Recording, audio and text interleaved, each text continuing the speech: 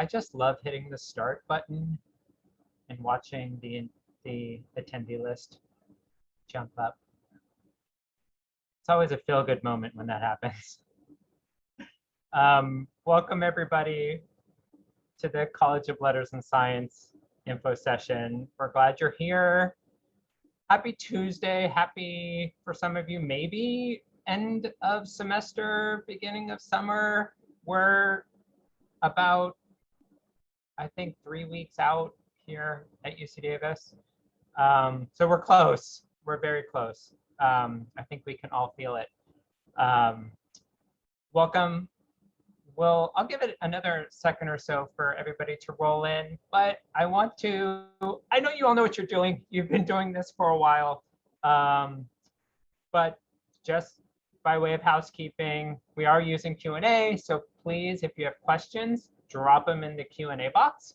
And if you see a similar question, upvote it. That pushes it to the top. Those are the ones we go to first generally. So if you have questions, use the Q&A. We will also be asking you some questions as we go. And so I'll ask you to also maybe drop some of those comments or answers in the chat. But if you have questions, it would be great to put them in the Q&A so that we can track them in there. I do have some folks with me today. I'll introduce them towards the end, and we'll take some of your questions live, some students, faculty, and some advising staff. So why don't we get into it? It looks like everybody that maybe is going to get in here on time has joined us, so let's get going. I guess I should introduce myself first. I'm Mark Von Cannon. I'm the Director of Student Recruitment and Career Development for the College of Letters and Science here at UC Davis. I've been here almost 20 years this summer. Hard to believe. I'm also a graduate of UC Davis College of Letters and Science. So I've told you a little bit about me, but now I want to know a little bit about you. I would, before we get going too far, would like to know who's joining us today. So are you an admitted student? Are you maybe an applicant for next year or later? Or are you a parent of an admitted student or a prospective student? Just kind of want to gauge the room. Wow, that was quick. You guys are fast. That almost never happens. Do we get a 100% response rate that quickly? So you're all admitted transfer students, I think. I think you're all transfer students. This is a session specifically for transfer students, but if you're not a transfer student, that's okay. We will cover more generally just information about the college. And then I also have another question for you. Where are you joining us from? So are you local? Are you nearby? Northern California? We sort of consider ourselves Northern California. Bay Area, which is also sort of Northern California, but kind of over to the side. Central Valley, Central Coast, LA. If you're from Southern California and you're not in LA, sorry about that. I figured if you're in LA, you know you're in LA. And then anybody from international or out of state. Curious to know that too. All right. So kind of typical, we often get a lot of students from the Bay Area. So almost half of you are from the Bay Area, which is where a lot of our students come from too. So that actually makes sense. All right, so thank you for humoring me. So now we know a little bit about you. How about we tell you a little bit more about us? So this is where we are, UC Davis. We'd like to say we're in the middle of everything. Not the middle of nowhere. We are the middle of everything. 20 minutes, just 20 minutes west of Sacramento, and about an hour and a half east of San Francisco, hour or so from the Bay Area, but a good hour and a half to San Francisco, and also really close to Lake Tahoe, Yosemite, 6 hours by car to LA. So pretty close. Yeah, we're kind of in the middle of everything. And you can also see on that map there that we have a couple of different places associated with UC Davis in and around the state. So we have a resource center up in Incline Village near Lake Tahoe, UC Davis Health, which is our medical school, also the health center, medical center in Sacramento, and then we have the Bodega Marine Lab out at Bodega Bay. So just curious to know if anybody has also visited the campus. If you visited the campus, just let me know in the chat.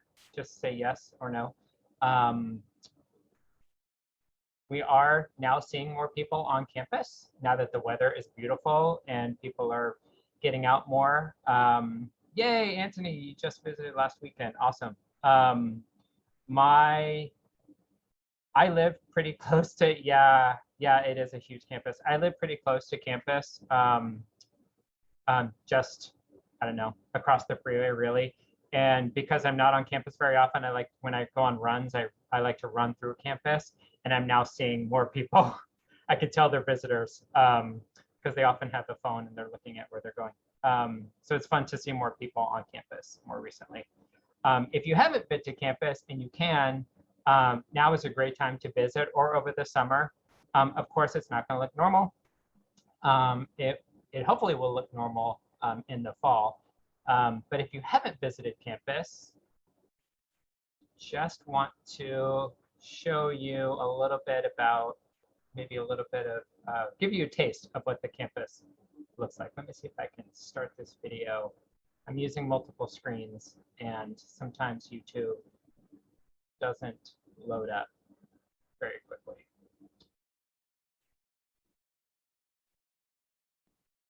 It's loading, it's thinking about it. I go back. Go back again.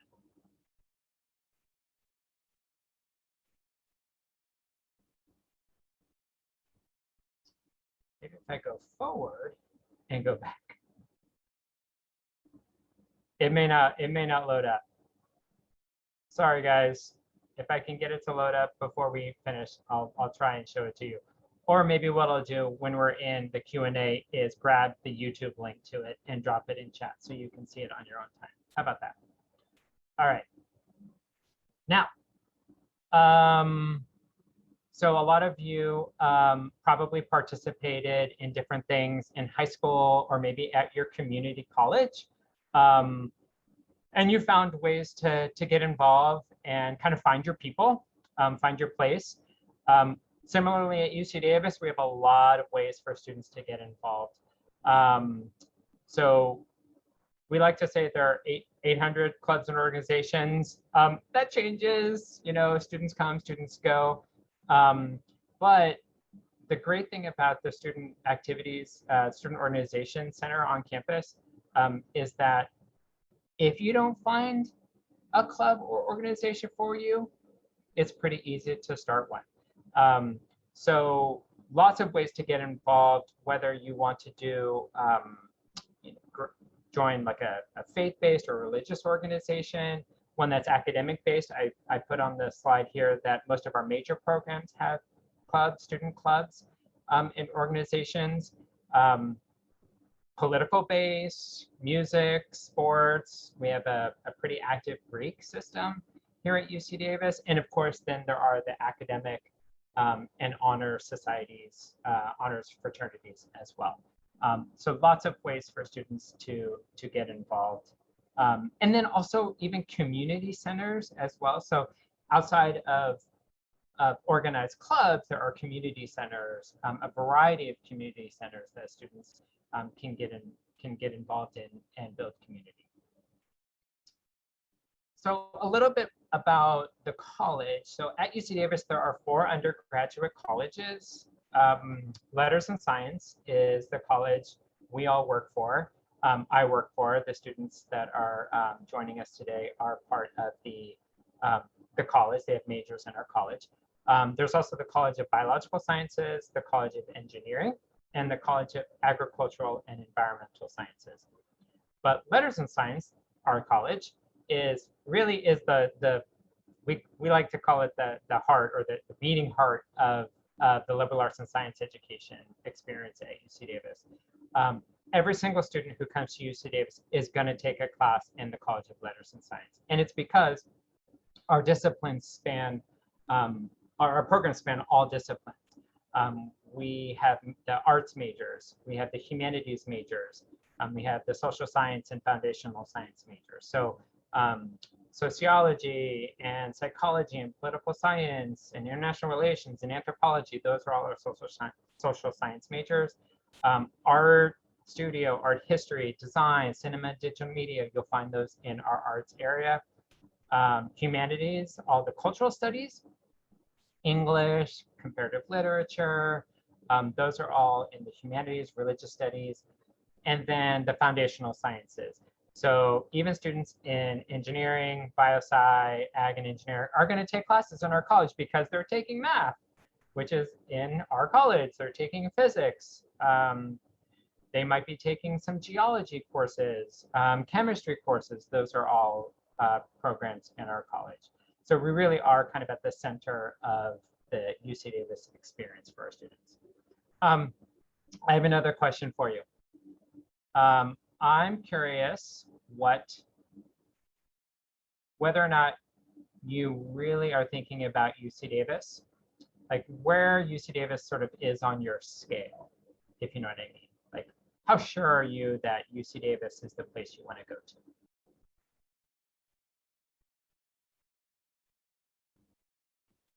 And then after you've answered that question in the chat, I would love to see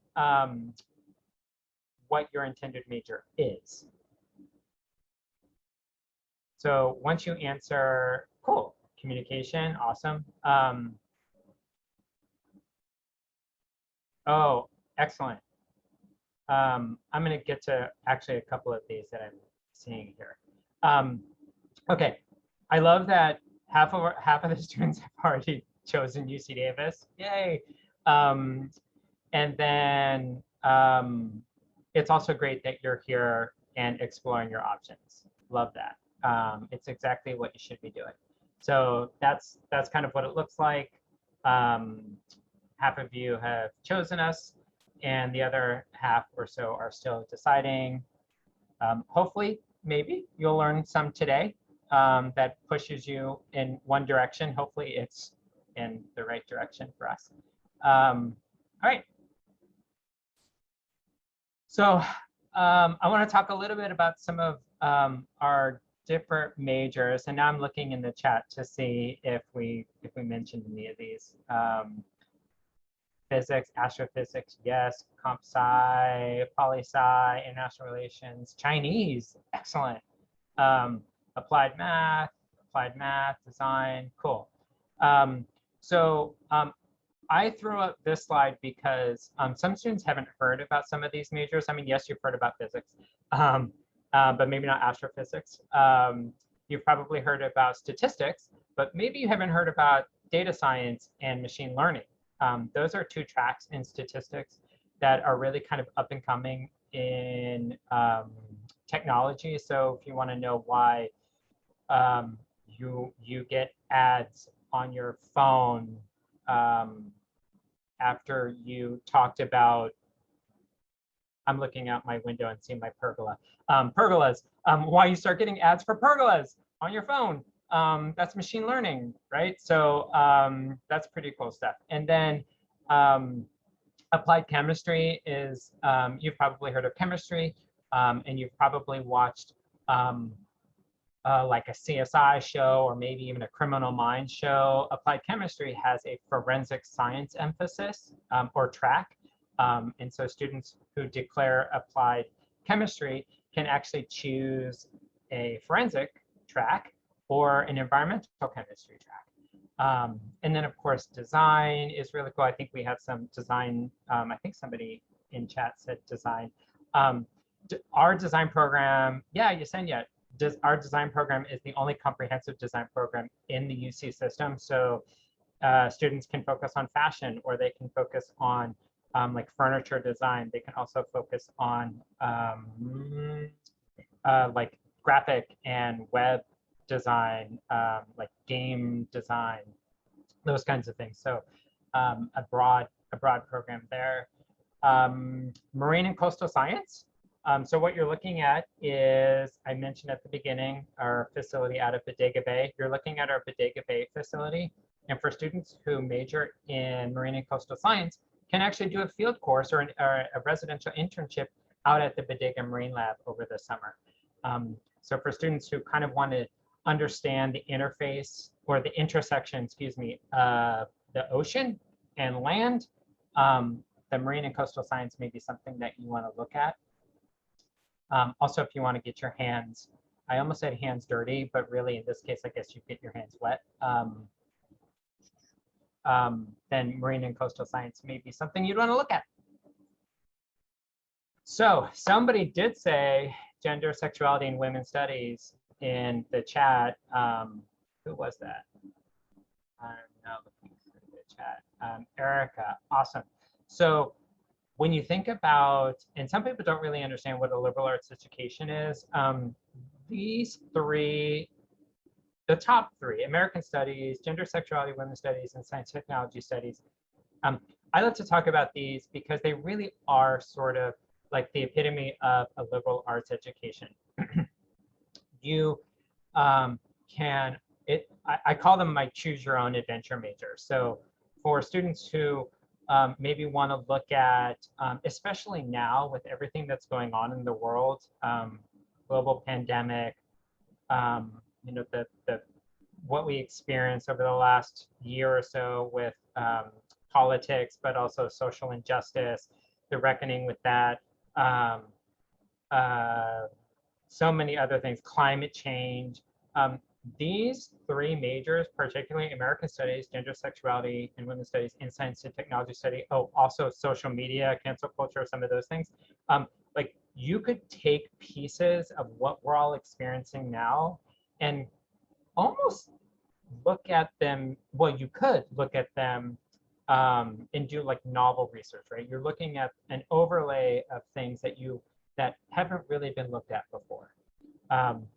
And these three majors are majors where you get to work directly with the faculty member to kind of chart your own course.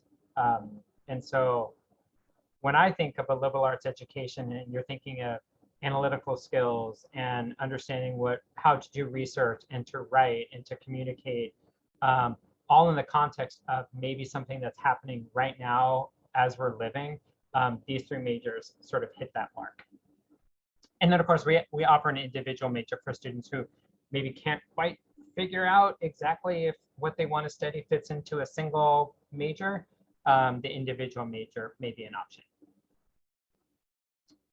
So for students in the College of Letters and Science, we do push them out of the classroom. It's a gentle nudge. We hope that students will get their hands dirty in research and in internship. In fact, as you can see, that more than half of our students do participate in some way, shape, or form in some sort of beyond the classroom or experiential learning opportunity. Lots of those on campus, like at our Lighting Technology Center, the Center for Mind and Brain, the Crocker Nuclear Lab, if you're into music or performance, the Pitzer Center. We also have the Mandavi Center for the Performing Arts. And then the two places where you want to go to actually look for internships or research opportunities are the campus's internship in Career Center, as well as the Undergraduate Research Center. We know that your university experience is not just about gaining knowledge in the classroom, it's about applying that knowledge. And we want you to be able to do that through some of these opportunities. And we're also going to push you beyond the campus too. So whether that's an abroad experience, which we expect will start to pick up in the next year or two. So hopefully more and more students will get an opportunity to study abroad. But an abroad experience or a global education experience isn't always about actually going abroad. It is also potentially about being in your own neighborhood and working on like maybe doing an internship with a clinic in a community that is not your own. And so that's a global experience. So there are opportunities even locally that students can go beyond the classroom, go beyond the campus, and get more of a global experience. But certainly beyond the campus, you're talking Sacramento, 20 minutes away, the UC Center, Sacramento. That's a system-wide, so University of California program. Students from UC Davis participate with their peers from all other UC campuses. It's residential if you choose. You can live in Sacramento and be placed in an internship. And it's UC Center Sacramento and the Washington program, the UCDC program, while they sound like they might be more political or maybe something to do with legislature, it is not all about that. You can do an internship with a nonprofit or with a museum, whether that's in Sacramento or in DC. So encourage you to look at those programs. And then, of course, I mentioned field courses. Geology has field courses, marine and coastal sciences, out at the Bodega Marine Lab. Those are another few ways that students can get beyond the campus and apply the knowledge that they're learning in the classroom. And then I did want to also mention that the campus, while large, I don't remember who said it. Somebody said they visited campus and it was huge, and it is true. The campus is a big campus. We want it to feel small for you. We want you to feel like this is your home. It will be your home for at least 2 years. We want you to feel like you have a community and you have a support network. And so our commitment to that is to provide you with holistic advising. So our advisors are here to help you with your academic needs, whether that's maybe directing you in one way or another, making sure your requirements are being met. And the way we do that is through a very holistic approach. So we actually have 4 levels of advising. So in the College of Letters and Science, we have somebody in the room today who's going to introduce himself in a second. He's one of the academic advisors. He actually oversees the first-year programs for the college. So you have college-level advising support, degree requirements, making sure you're meeting all of the requirements to graduate. You have major support. So in your academic major, you'll have at least one academic advisor in your major program office. There are peers, so student advisors who help with questions about maybe general education classes that might be an option for you, or how many classes should I be taking to finish in 2 years? So we have peers that can help our students, and faculty. So our faculty are also, while they may not have the title of academic advisor, most program offices actually have faculty advisors for undergrads. But your faculty in your classes should also be considered your support network for advising. So make sure that you make use of that, go to their office hours, reach out to them if you have questions about the curriculum or things that you're hearing in class that maybe aren't quite clicking. Your faculty are definitely a part of your support system. And in the College of Letters and Science, when it comes to advising, you get to meet with us at least once a year. It's an opportunity for you to just do a check-in, but also make sure that everything is kind of going as planned. We also have in the dean's office 2 mental health counselors. So these are 2 people who are dedicated to our office that we can refer students directly to if maybe they just need someone else to talk to, or we're starting to hear things that maybe a student sounds like they're in distress. We have people who we can connect our students to right then and there. And then we have a case manager in our office who can also connect students to resources across campus. Again, the campus is huge, but there are resources that some students don't know about, and a case manager can be that person, that bridge to some of those resources. So for instance, if a student is maybe talking to one of our advisors, and that advisor starts to hear things like maybe the student sounds like they might be food insecure, or they are at risk of being evicted from their apartment. That advisor can refer the student to our case manager, who can help navigate some of the resources that the campus has for students in those situations. And then I mentioned earlier about the community centers. There are advisors in all of those community centers as well.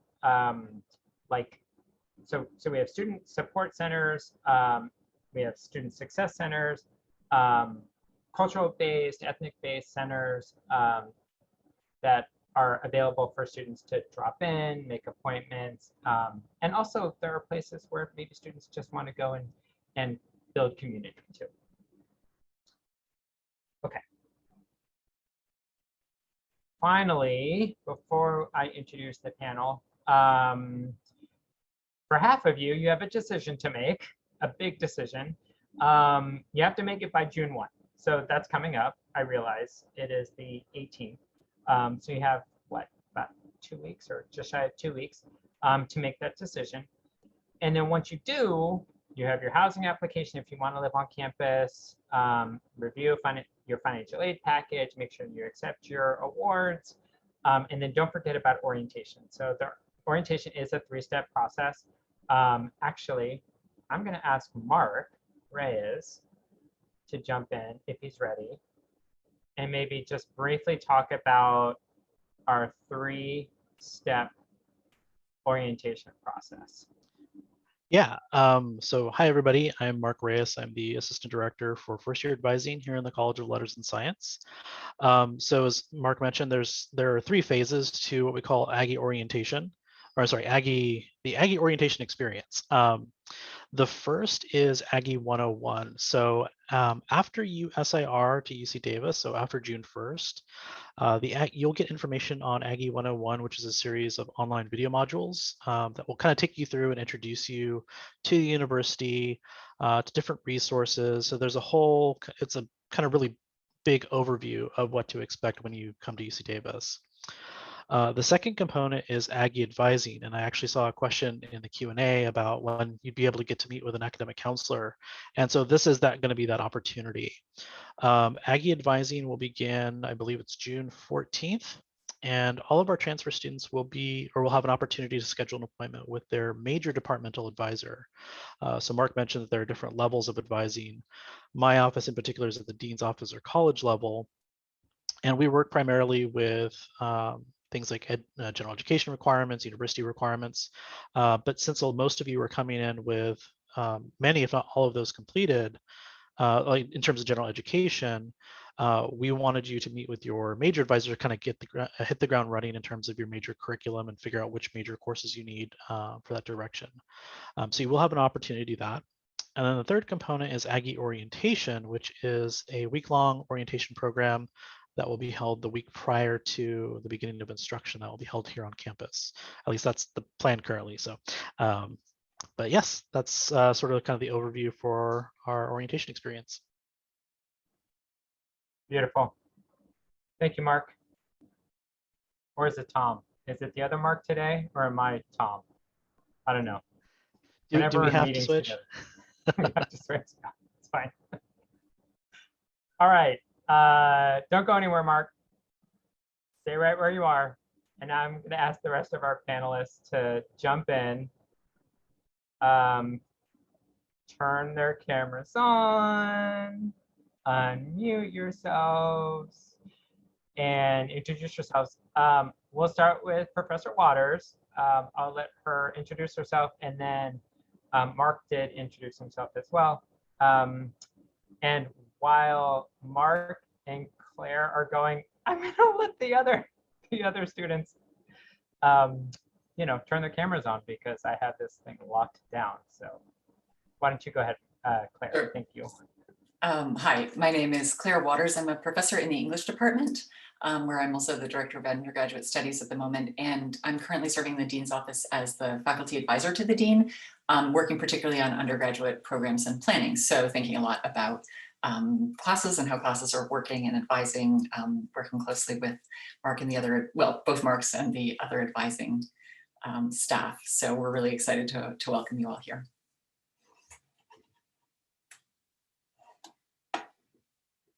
Right, and then I know Alex, she jumped in, but then she had to jump off.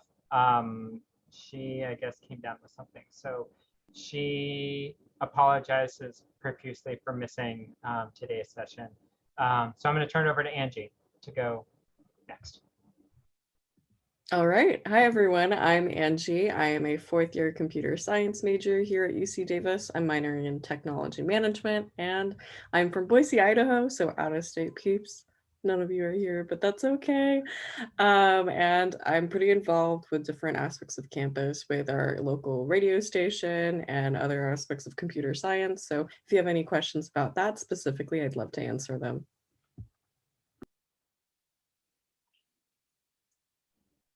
Who's next? Oh, Itzel. Hi, everyone. I'm Itzel, and I'm a fourth-year sociology and communications double major. I am from SoCal, Riverside area, if any of y'all know where that's at.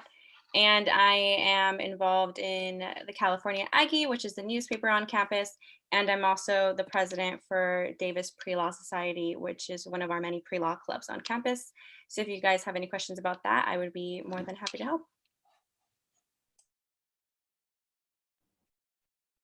Go ahead, Simran, please. Hi everyone, I'm Simran. I'm a second-year political science major and minoring in communications. And I am from the Central Valley, so that is pretty close to Davis. And I'm involved in student government and pre-law society. So if you have any questions about that, feel free to ask.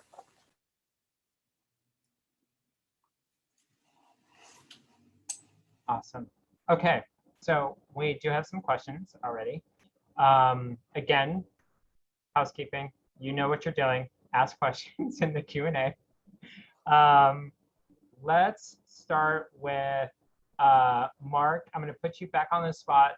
Do you want to talk a little bit more just about the registration process, how students figure out what classes? I know you talked briefly about Aggie Advising.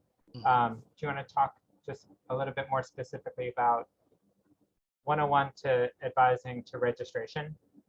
Sure. And so just to let everybody know, I did put a couple of links in chat to specifically the Aggie Advising link will take you to the College of Letters and Science landing page for transfer advising and Aggie Advising. And that has the dates and links to other registration information that I'm going to be mentioning. But for fall quarter, all of our transfer students will be registering on August 16th.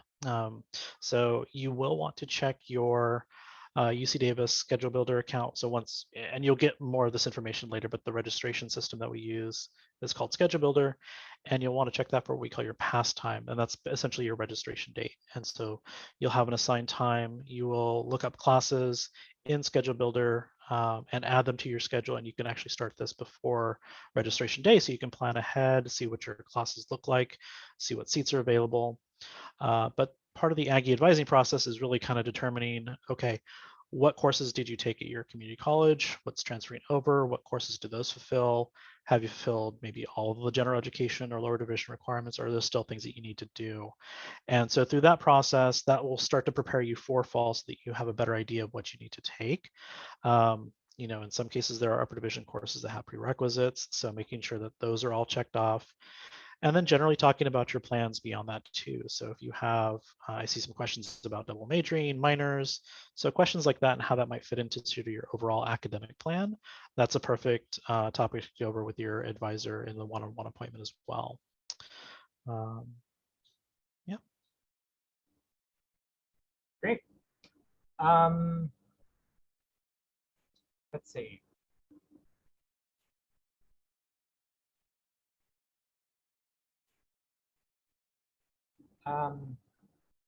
Sorry, Kim, I don't know what PTK is. Does anybody else know what PTK is? Mark, no? Okay. If you want to specify, Kim, what that means, I'd love to know specifically what that means. Okay, more questions. housing. So if you submit your SIR on June 1st or wait until June 1st, does that impact your housing? And then maybe for the students, did you all use a housing, like a roommate matching tool? Anybody? Yes, Angie? Do you want to talk about that really quick, Angie, and then I can answer the SIR question. Sure. I did do this 4 years ago, but I was using RoomSync. I think it synced up with my Facebook account, so I was able to reach out, introduce myself, talk a little bit about what I look for in a roommate. It's kind of like a dating app, but for who you're gonna live with. I guess it's kind of like a dating app. And I essentially put like, oh, this is how clean I am. This is how clean I want you to be. This is how active I am. Where on campus I think I'll spend a lot of time in, because we do have different residential halls and different parts of campus. So you can really go in depth on what your preferences are. And if someone sees it, or if you see someone else's post that seems to align well with your living requirements or preferences, you're able to link up. I did a good FaceTime call with my freshman roommate and we liked each other. And so I believe when you're able to choose what room, decide what room works best for you, you can put in an ID number for whoever you want to room with, and then you'll be a roommate together. That's my experience with it. Angie, was that a tool that housing suggested? It was, yeah. I was thinking that there's like at least one or two resources that the housing office offers students to go on and maybe do some matching. But to answer the question about whether or not it'll be harder, no. So we do guarantee housing for transfer students for the first, actually for 2 years. And so if you submit your SIR by June 1st and get your housing application then on time, which is usually within 2 or 3 days, the housing application is due, then you're in the pool for a place on campus. Okay. What other questions? Oh, yeah, Phi Theta Kappa.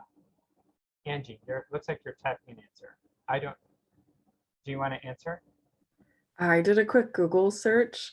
We do not have Phi Theta Kappa, but we do have Phi Beta Kappa, which is also an honor society here at UC Davis. I'm going to put the link in the answer to this question for more information. It's Phi. I thought it was Phi. Shows what I know.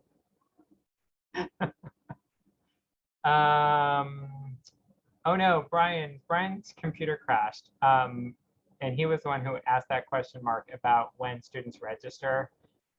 You said it was August 16th? Yes, it's August 16th. And then there'll actually be so that's your first window, and there'll be 2 additional days after that, the 17th and 18th, for open registration. So if for any reason your computer crashes and you can't make that time window, there's still going to be additional time to get registered. So you'll play time. Do you want to also talk about what Transfer Edge, the difference between Transfer Edge and Yeah, so I'm not sure I asked the question, but yeah, Transfer Edge is a special program designed for students to get an early start during the summer. But every student will participate in Aggie Orientation. So Aggie 101, Aggie Advising, and the Orientation Week. That is across the board for all students. So it is slightly different.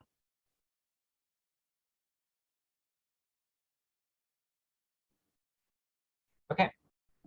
What other questions do you have? Angie is not a transfer student. She's typing a question. I can answer that.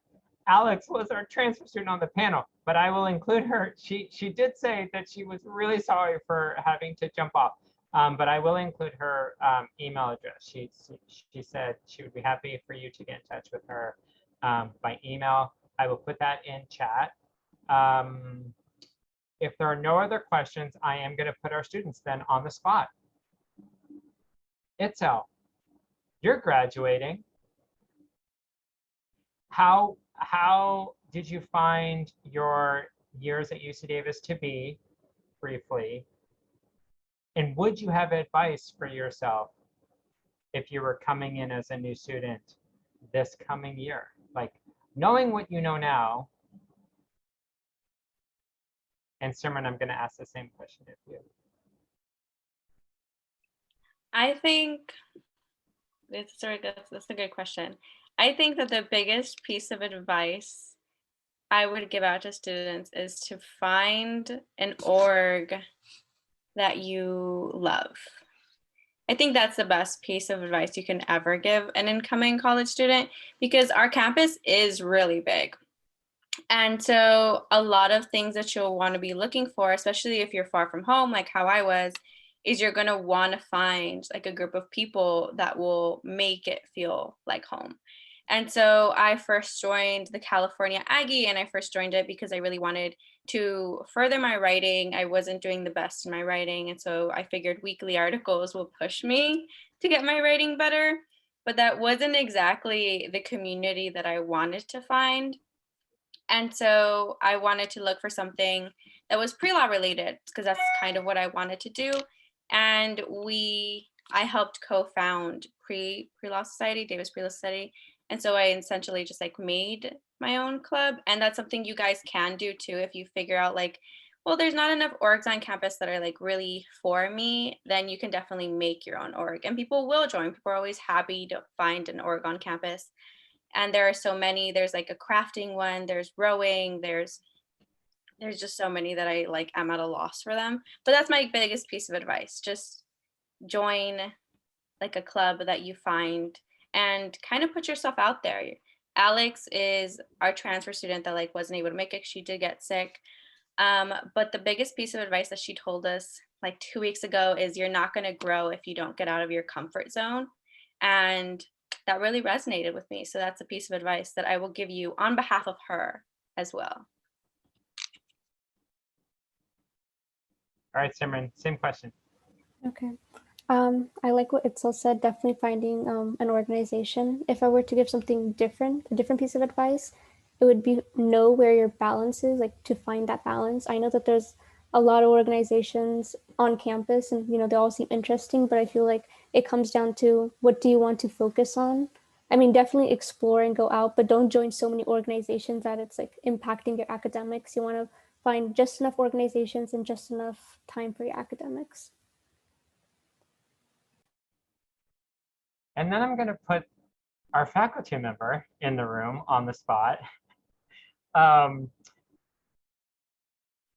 What would be your suggestion for students coming to campus to come and see you? Like, should they come and see you? Should they go and see their faculty members? Would you like to throw me more of a softball, Mark? That one's really easy. Yes, you should definitely go and see your professors.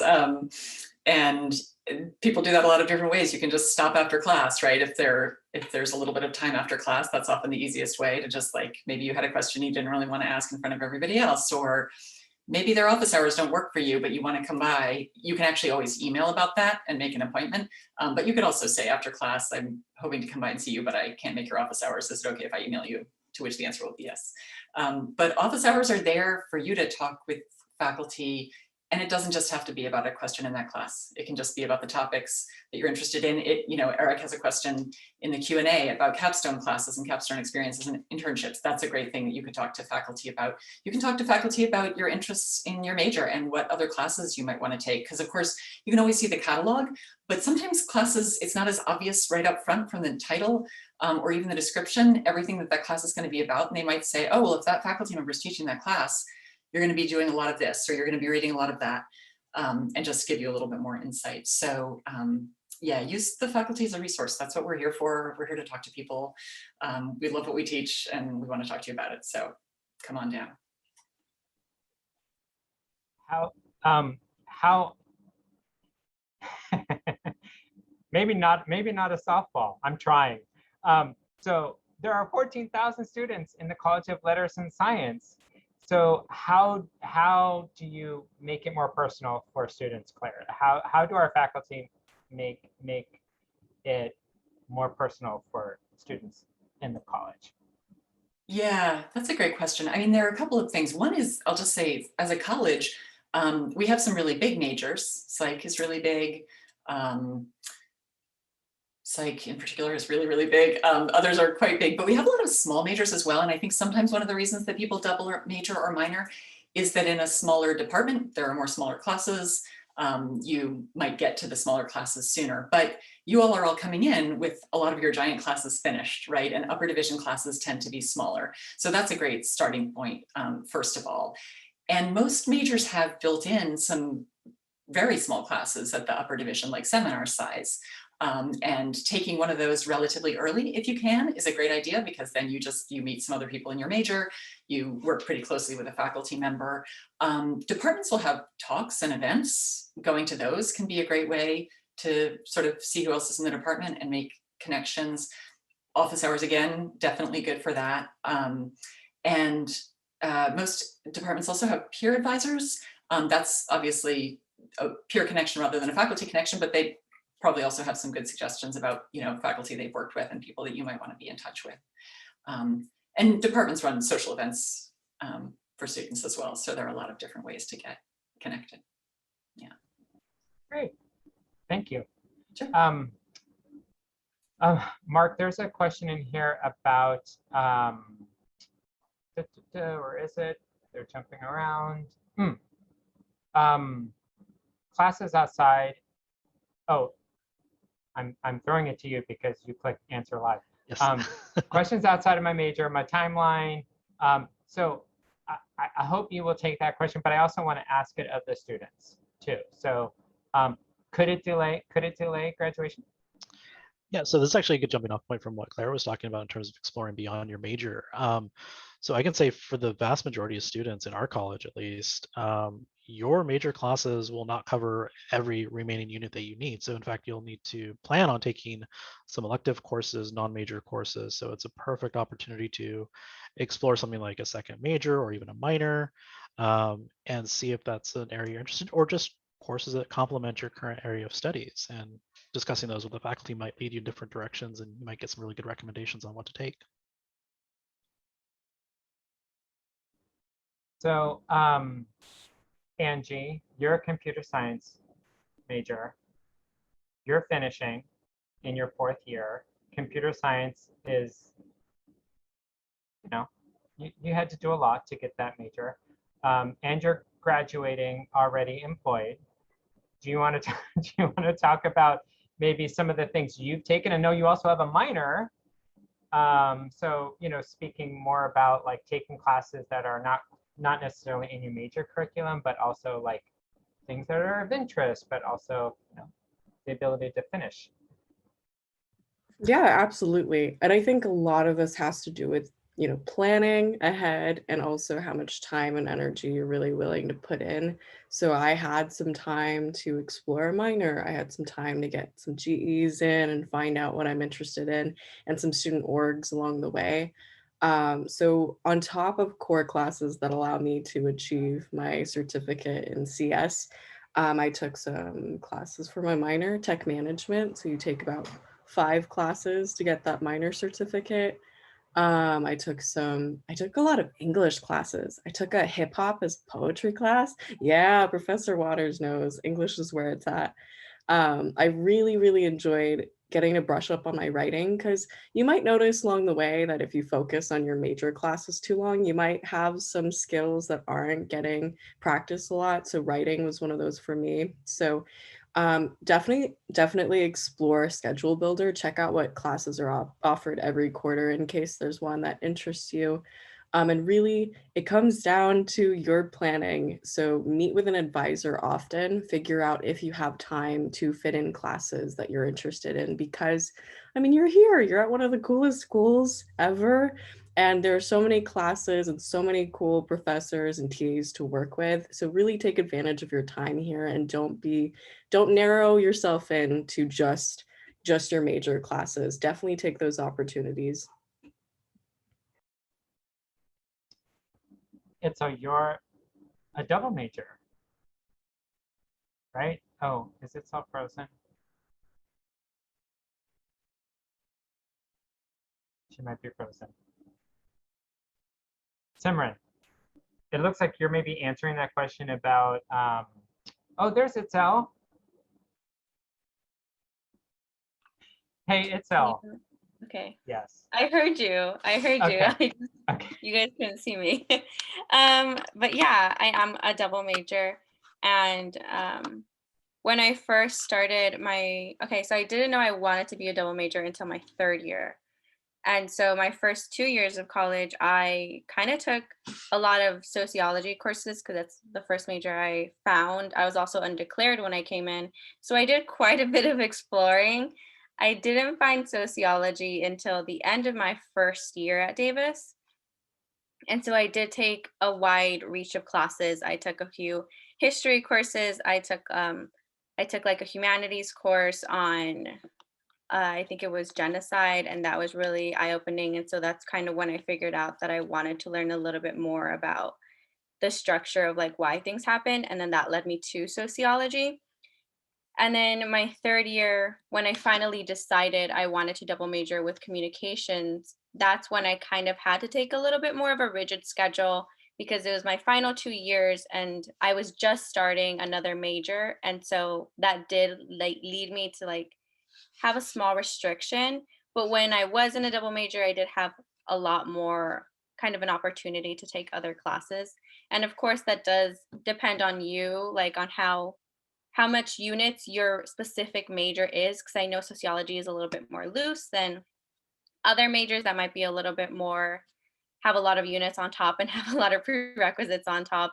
And some prereqs for sociology were already prerequisites for communication. So that definitely did help my schedule.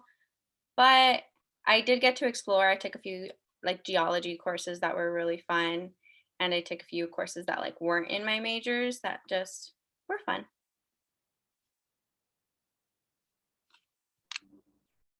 Awesome. Okay. What other questions do you all have?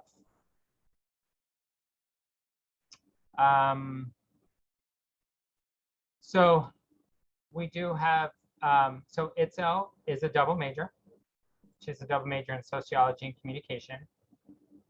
Are any of you interested in maybe double majoring?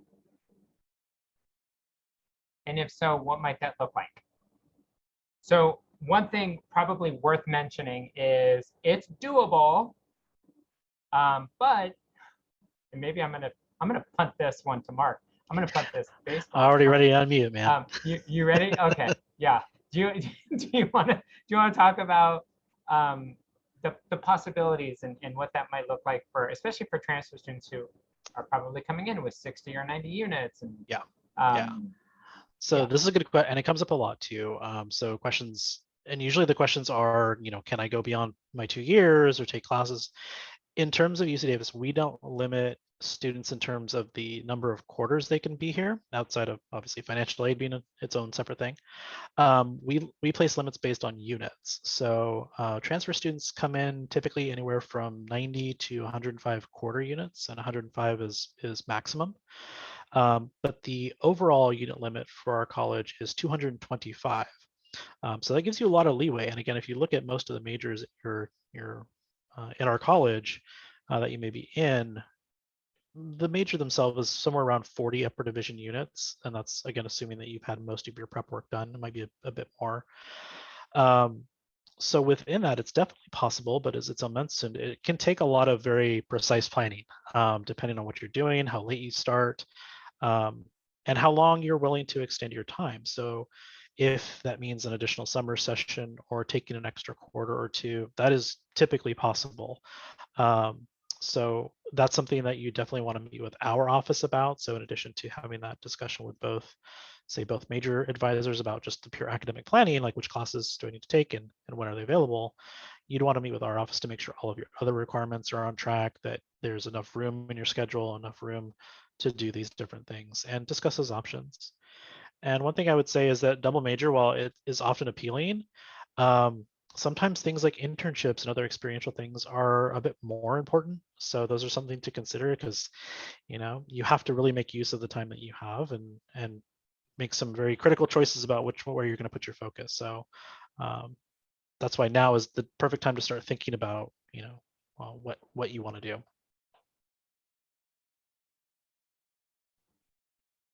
Okay. Kim asked about Transfer Edge, so I'm putting a link to the Transfer Edge program in the chat.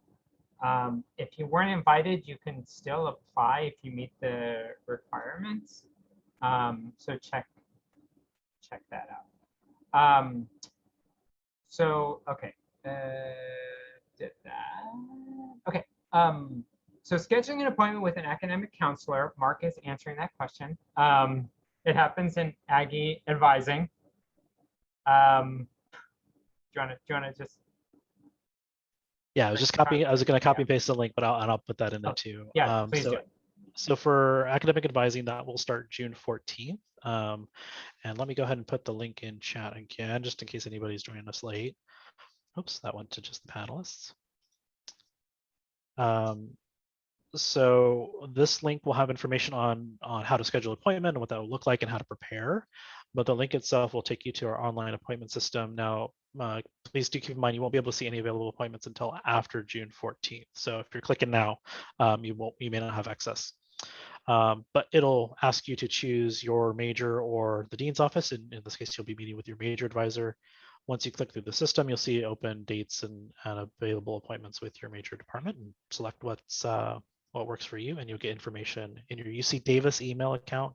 So for those of you out there, that should be the first step after you've SIR, is making sure that you have a UC Davis email, because we'll send all of our communications through that. Yeah, I'm just going to second that point. My admissions, create your computing account, do that, create your UC Davis email, and check it. Please check it. Check your UC Davis email. We're not going to text you. We'll check your email, please. We won't text you. We're not there yet, but we will email you to your UC Davis email address. Yeah, so definitely create your account and check your UC Davis email. What other questions do you have? There's another question about double majoring. You could potentially have met some of the prereqs for a major in community college. It may just depend on the major. It may just depend on which major that you might be wanting to add. Go ahead, Mark. And I was just going to mention too, I can't remember from our poll, but I think everybody here was from California. So if you've attended a California community college, you'll want to go to assist.org. And there you'll find transfer articulation agreements between UC Davis and all of the California community colleges. So you can actually start looking at the courses you've taken and compare them to something that's, or the requirements that are listed in the general catalog, to get a sense as to how far along in the lower division or preparatory requirements you are. And I'll go and throw that in chat too in a second.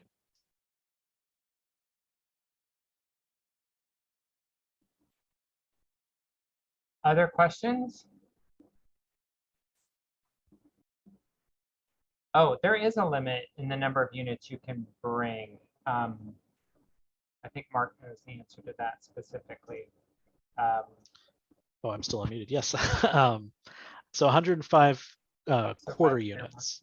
Yeah, thanks. 105 quarter units. And so if you're translating that from semester units, it's 90 semester units.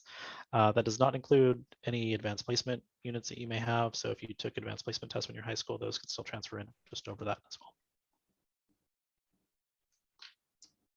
Right. Okay.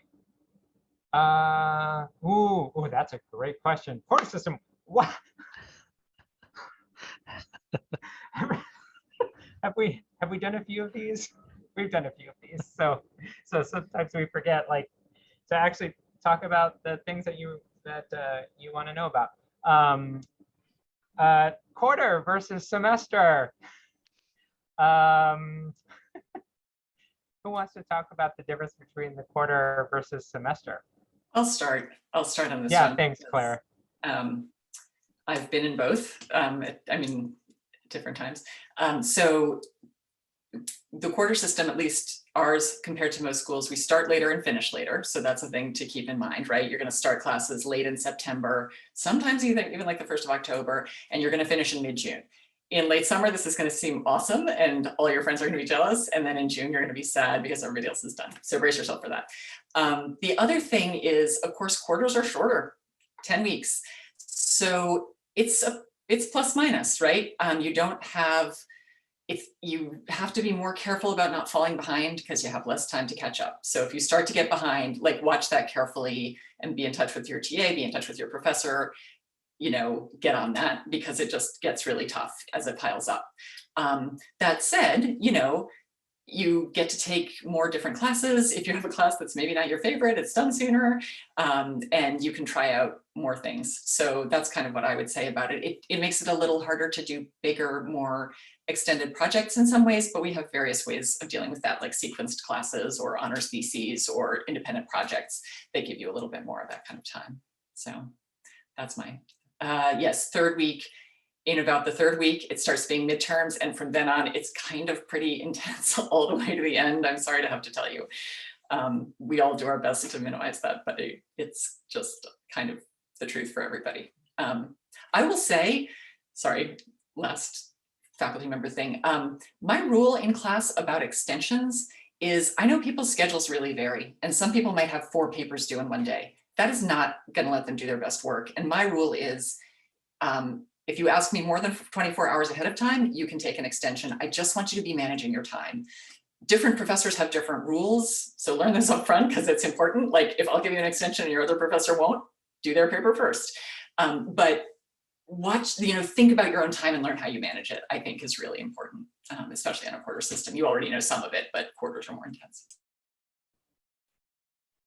So for the students in the room, how do you all manage your time? Like, what are your tips and tricks for managing your time and staying on top of the 4 assignments that are due all, you know, at once?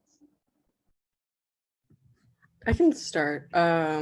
One thing that I find really, really, really helpful is planning your quarters, knowing ahead of time which classes involve a little more time. I've mentioned this before, but not all class unit sizes are made equal. So you could have 2 classes that are both 4 units, but one might require a lot more time and effort and energy. It might have more exams, whereas another one might just have 1 or 2 essays for assignments. So not all classes are made equal in a sense. So knowing ahead of time which classes require how much work and scheduling around that. So you might have 1 really hard, rigorous class and 2 or 3 easier, lighter load courses. That's how I manage my time and how I'm able to balance everything. But then again, sometimes you just have a really, really busy quarter. I know a ton of people who have had 12 unit quarters that are much more rigorous than their 17 unit quarters, depending on the classes that they've had. So just knowing ahead of time what each quarter involves, how much time you might need to give up some of your commitments. I've definitely given up an organization to make sure that I do well in a class. And the whole thing is you're learning about how much you can take on. So if you ever feel overwhelmed, which you will, because it is a quarter system, it is meant to be academically rigorous. So you push yourself to do really well. You will feel overwhelmed, but that's just you finding out how much you can take on. I just put self-care in the chat. That's a reminder for somebody to talk about it. Itself, do you want to talk about? I know you've said, I've heard you say it over and over, that Google Calendar is your friend. Do you want to talk about some of the tools you use to stay organized? Yeah, I'd love to. Okay, so as someone pointed out, that the third week does start in midterm season, and that is varying on the professor. Sometimes I won't get a midterm until 5th week, but I will have a term, like a 7-page term paper due by the end of the quarter, and then I'll have a final. And so it does vary. But if your midterm is on the 3rd week, you're most likely going to have, sadly, like 2 to 3 midterms and a final. And so it does get really hectic. And I'm the type of person that knows if I don't study a week before my midterm, I will fail my midterm. And I learned that early on in my UC Davis years. And so one of my biggest tips, I guess, is to kind of figure out how you study and how you are as a student. So I have a roommate, like when she was here, I have a roommate who doesn't need to study a lot and she can ace. And there will be those students. I am not one of those students. So I write down everything in my calendar. I make sure I know important dates. Like if I know a one paper page that's double space is going to be due on Sunday, I'll definitely leave that to Sunday, because one page double space is going to go like that. You guys will be able to write that like nothing eventually. But if I have like a 5-page paper coming up that's due, I will start it ahead of time. And then I will be able to like go into EOP, which is a resource for students that does look over your paper and then tells you how you can better it, or like how you can essentially just get an A. And that's what I try with my papers. And that's what I wasn't getting my first year because I wasn't using those resources. And that's what I would suggest to you guys. Use Google Calendar, plan everything out. Google Calendar is amazing. It'll remind you. And then also just use your resources on campus. There are so many writing resources. If you are in a math course, there's also a bunch of math resources. I was in stats and I constantly went to tutoring, but those are the two main things that I try to use to stay on top.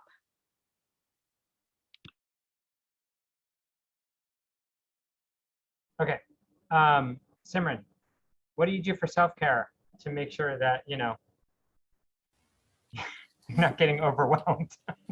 So what I usually like to do is, well, one thing I do for sure every day is make sure I go out for a walk, because I usually like, you know, I'm in my bedroom all day studying, going into like meetings for Zoom. And so every day I make sure I go outside and just like absorb the sunlight and be out of that space mentally and physically. And that really helps me kind of be back into the zone and be like, okay, I'm ready to go back and, you know, study again. And I make sure I always do this. I set aside time. And I think another thing I like to do is like at the end of the day, I like to just like cross things off my to-do list. You know, it's satisfying and be like, okay, yeah, I've accomplished something for today. I'm a big checkbox, check them off. Love to be able to do that. And some I like, you know, scratch off when they're done. Have for those of you who have participated in internship or research, like what's the process for finding those opportunities? And how did that go for you?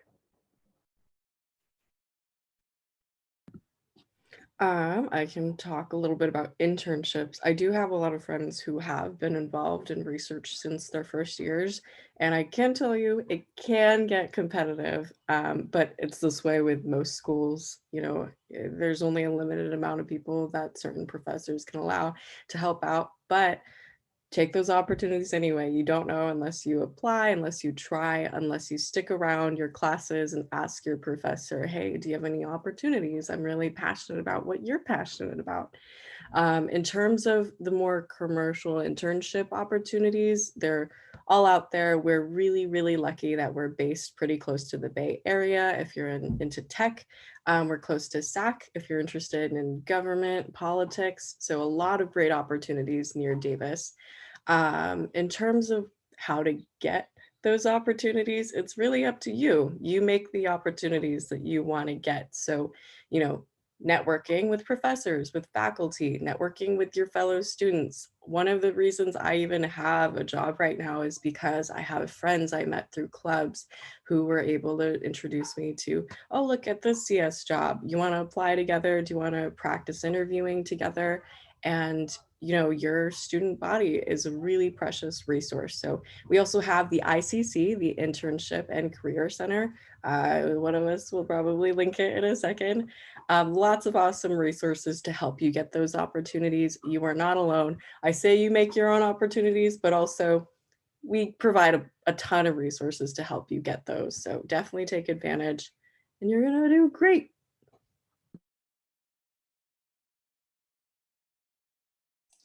I would just add that it's true, there are really a lot of opportunities, and how you find them is really going to vary, and just to be ready to be a little bit persistent about it. Like the first thing you try might not work, right? Or the first professor you ask might say, I don't really have a project going at the moment that connects with that. You hope that they'll be helpful and connect you to somebody else, but it's definitely out there and you can find it. Yes, and Talise, if you will, I'll put my email address in the chat. Oh, you know what I realized is I didn't have a contact slide on the screen. I'm going to put my email address in here, although I think you probably have it. Feel free to reach out to me. My student assistant is actually a physics student, astrophysics.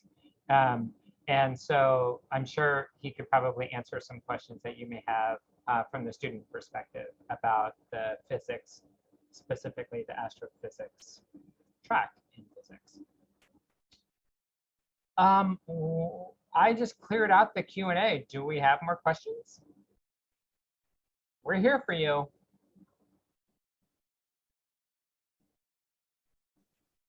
So Mark, there was a question about working while a student. Also, we answered it in the Q&A, but I was curious if any of our students have part-time jobs or worked while they're students.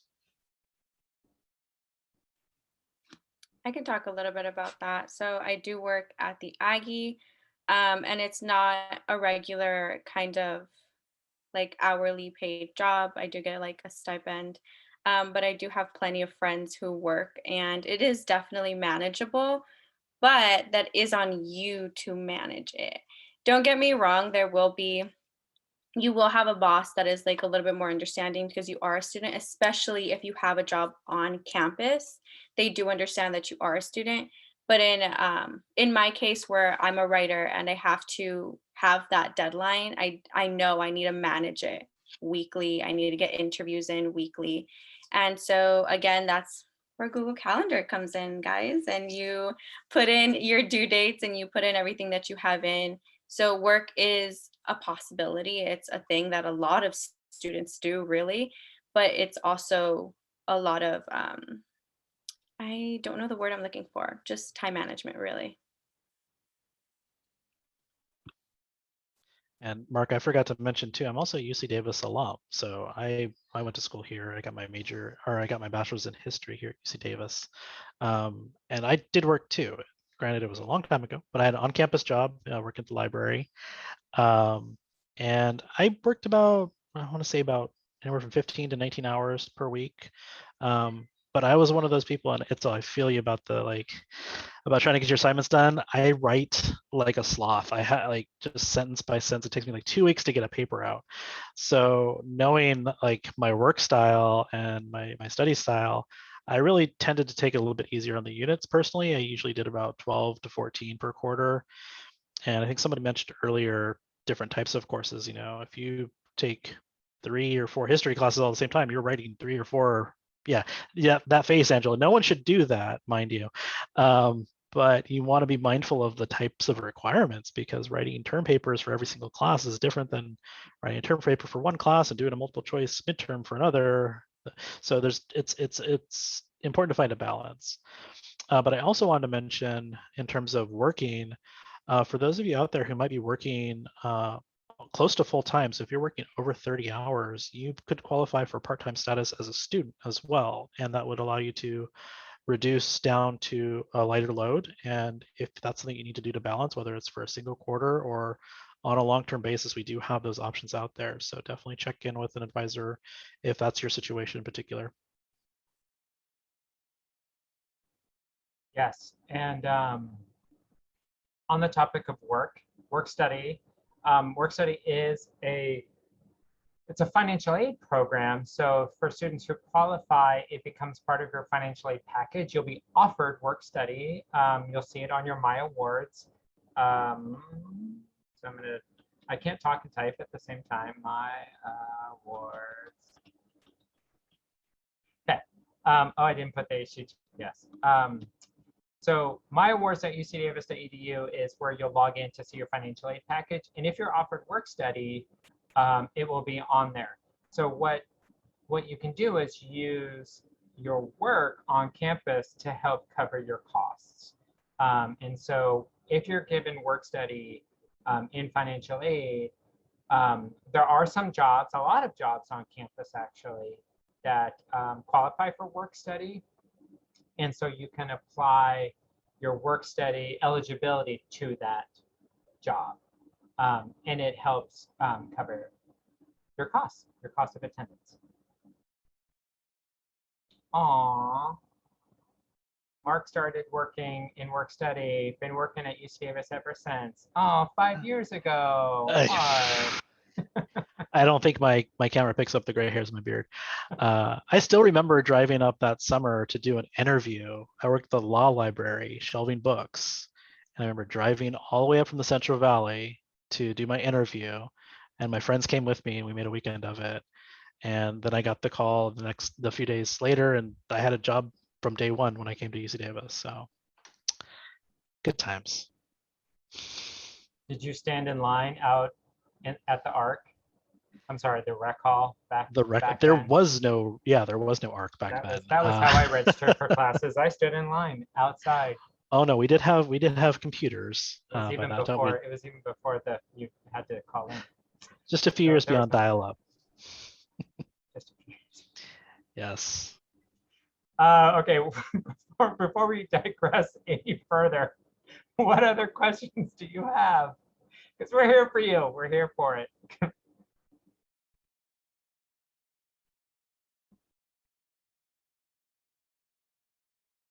I don't sit well with silence. You'll find this out if nobody asks questions. Because if nobody asks questions, we can end. But if we do that, I'm gonna make you all say thank you to our panelists. Give them a big shout out in the chat. There's a new question. There is a question. Internships at UC Davis so I can help veterans. Yeah. So yes, I believe that is a resource, but then there is also the veterans. Does anybody have can somebody do it? Because I can't talk and type at the same time, as we've all found out. Thank you, Mark. The Veterans Center on campus is a resource specifically for our veterans. So they are there to help you. You should use them as a resource, almost like a case manager, like help you find all the resources on campus that might be available for students in your situation. For sure. Oh, I see. Yep. But the center would probably have some good connections. For sure. Yep. There's a question in the chat that I want to pick up before we go to the law question, which is a good one also. That UCD has an 87% graduation rate, and what happens to the other 13%? Which is a really good question. And I think there are a lot of different answers, right? Sometimes it's family stuff. People might move away. I actually know a guy who was within a quarter of finishing his degree at UC Davis, had the chance to become a contractor, which is what he really wanted to do, was like, just gonna go be a contractor. And he's now a really successful contractor. And I'm like, you didn't want to do the last quarter, but he just didn't. So I think sometimes it's that choice. But the thing that I would emphasize is, and sometimes it's probably because people get here and really struggle and it doesn't work. I don't think that's a big percentage, honestly. But I would emphasize that once you are here, everybody wants to make it work for you. There's a lot of resources that are designed to help you succeed and to give you support. And so it can be hard sometimes to look for those, and like with all the events that you'll go through in the orientations, you'll just get like deluged with information. But, so it's sometimes hard, but like talk to people on campus, talk to your professors, talk to your peers. If you're having trouble finding a place, talk to the Office of Student Services. There are a lot of different places to help you connect with resources if you find that you're struggling. I just want to jump in too to say, so I've worked with a lot of students who have come back to complete their degrees over time, Claire. So chances are if your student decides they want to come back in 10 years, I actually just had a student come in who started in 1986, and they're looking at finishing their degree.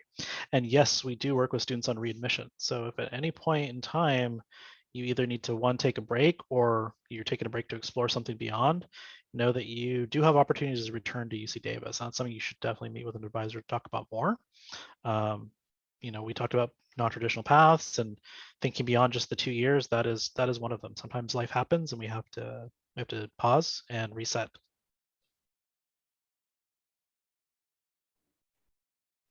Okay, for those of you who are thinking about law school, I know itself, that's on your mind, and Simran, you too, right? Yeah. How did you choose maybe a specialization? Are there ways for you to are there resources? Are there people to talk to? And then once you sort of figure it out, are there paths that you can take through your studies to help you get there? Like maybe environmental law or whatever. Yeah, that's a really good question. I do want to reiterate first, not reiterate, but I just want to say first, I don't know if you mean by specialization like major or like specialization in law, but I'll go over both. For one, law school accepts any major that you have, so long as you have a good GPA and a good LSAT score. So major is not the problem. They do love STEM majors though, because STEM majors know how to think logically, because they'll just go through the logic. But they do also love arts majors because you're a good writer by the time your 4-year ends. So really, any major will work into the entrance of law school. However, for the specialization of law that you want to go into, there are quite a few internships that you can do. We're super close to Sacramento. So if you're kind of interested maybe in family law, there definitely will be a family law resource internship that you can find. If you're interested into environmental law, there definitely is an internship you can find. Another great thing you can do is we do have a pre-law advising. And if you do want to talk to our advisor, she's great. And she can definitely help you out through the works of what law school is. Another resource we have is organizations on campus. Truly do help you a lot, especially pre-law organizations on campus, not to just up my club or anything, but my club is great. We do bring in lawyers from a bunch of different fields, and every lawyer will explain their field and kind of what they did to get there. And so you will get a hint of what fields they are available. However, when you're in law school, you do not have to decide the specialization you want. It's not really like undergrad where you're I'm going to be a social major. And in law school, it's I'm going to be a family law. No, that's not how it is. You'll learn everything and you'll take internships throughout law school. And then once you graduate, once you pass the bar exam, you'll get offers on jobs wherever you're applying. And that's a specialization you'll go into.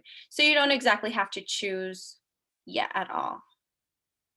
I hope that answers your question. If not, follow us on Instagram, Davis Pre-Law Society. We'll answer any questions you guys have. I think Itzel answered that pretty well. I don't have anything else to add on, but I would like to reiterate the point: you don't have to have a specialization right now. I know I'm still deciding and I have no idea what I want to do in law, but I do know I want to go to law school. That track is for me. And once you get into your first year of law school, it definitely helps to explore your options. I accidentally vanished a question by answering it. Sorry, which was about people's favorite places on campus, especially ones that are not well known. I'm afraid I snagged the Arboretum, sorry people, which is well known, but still worth mentioning. But I'm curious if people have cool places they love. Yes. What are your cool places? Maybe for a nap, maybe to study, maybe to drink your coffee.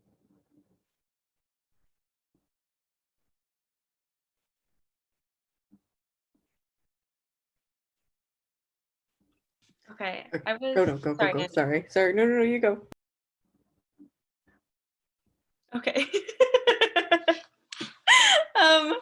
I was trying to Google it because I don't know the exact name of it. But my favorite place to like just exist on campus is the Women's Resource Center has a library. And it's a really, really small library. It's kind of like their old collection. So they'll have books from super way far back. And they're really interesting to just like sit there because sometimes they'll play like nature music in the background. They have really comfy couches. I've napped there before. It's just a nice place to be there for when you want silence or for when you just want to like nap, because they also have like blankets and pillows. That's my favorite place to be. If I'm doing work, they'll have like a circle table, and that's always really quiet too. But yeah.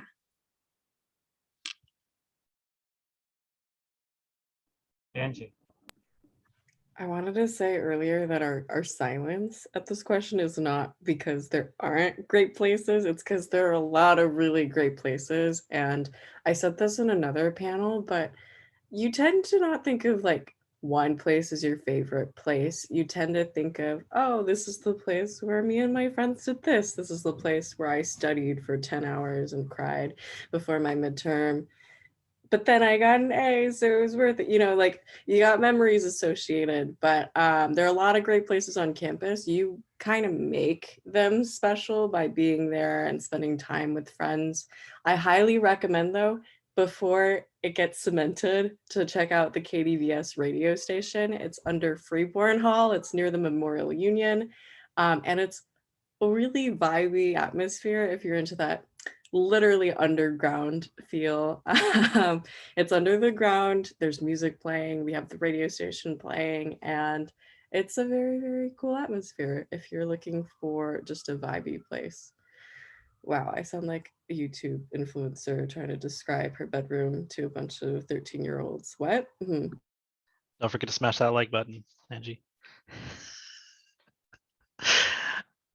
I was just going to chime in too. I mentioned earlier that I worked at the library, and I actually worked at Shields Library, and obviously think library quiet, but there are, you know, some different places in the library down the basement level that can get really quiet. So if you're just looking for a place to hang out, and the library had, at the time, I don't know if it's still true or what the hours are like now, some of the longest hours on campus. So they were open 7 a.m. to 11 p.m., I think. And they also had a 24-hour, we have a 24-hour reading room.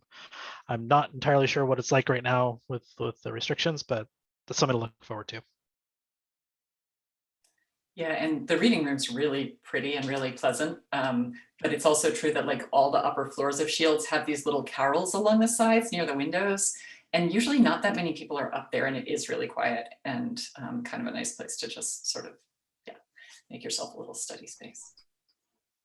I think I don't know if it's a written rule or if it's a library rule or what, but the top floor of Shields is supposed to be the quietest and the basement is the loudest. So eat chips in the basement, don't eat or drink anything on the top floor. Is that right? I think that's right. Yeah. My favorite place really would be like the tables out on the coffee house, the patio side, on the quad side. I've been here so long. I've been on campus almost 20 years, and I know so many people that like I just love hanging out there and just seeing people go by all the time. That's one of my favorite places. What about you, Simran? What's your favorite? I've never actually been in one of the hammocks, but they just make me happy to look at them. I definitely like being at the quad too. There's always something going on, food trucks, involvement fairs. I think that was one of the places where I started to get more involved with UC Davis and, you know, become part of that culture. So I definitely recommend once restrictions are lifted to go there. Agree. Can't wait to go back. All right, they're quietest place to study, fifth floor of the library, and maybe also the Arboretum, except sometimes the ducks get loud in spring.